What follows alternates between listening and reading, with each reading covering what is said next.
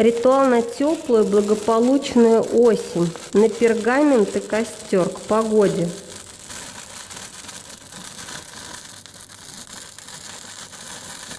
Взять большой лист пергаментной или мелованной бумаги, свернуть в свиток, обвязать алой или золотой лентой и бросить в огонь.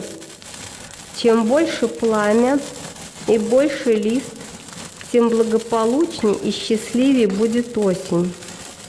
Если пламя костра взметнулось очень высоко, то придет осенью редкая удача. Когда горит, сказать: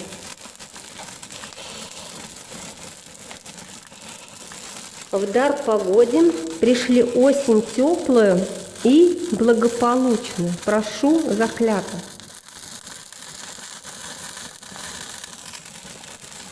Все исполнится.